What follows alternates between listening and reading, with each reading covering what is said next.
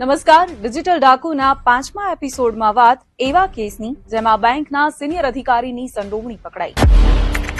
વાત છે નવેમ્બર 2024ની, જ્યારે અમદાવાદના પોશ વિસ્તાર સેટેલાઇટમાં રહેતા વૃદ્ધ દંપતીને અજાણ્યા નંબર પરથી ફોન આવ્યો. તમે મોકલેલા પાર્સલમાં 16 પાસપોર્ટ, 58 એટીએમ કાર્ડ, 140 ગ્રામ એમડી ડ્રગ્સ મળી આવ્યું છે. આ પાર્સલ તમારા આધાર કાર્ડથી બુક થયું છે. ફોન કરનારે સીબીઆઈ અધિકારી તરીકેની ઓળખ આપી. વિડીયો કોલ કરીને વૃદ્ધને કેસના નામે ડરાવ્યા, ધમકાવ્યા અને કેસની તપાસના નામે 3 કલાક સુધી ડિજિટલ અરેસ્ટ કરી રાખ્યા. આ દરમિયાન એ દંપતી પાસેથી 1 કરોડ 15 લાખ રૂપિયા પડાવી લીધા.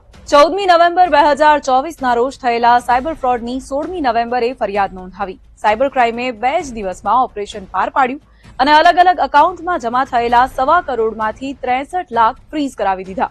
જે એકાઉન્ટમાં રૂપિયા ગયા તેનો હોલ્ડર રાજસ્થાનનો હતો. આખો વિડીયો જોવા માટે ડાઉનલોડ કરો દિવ્ય ભાસ્કર એપ.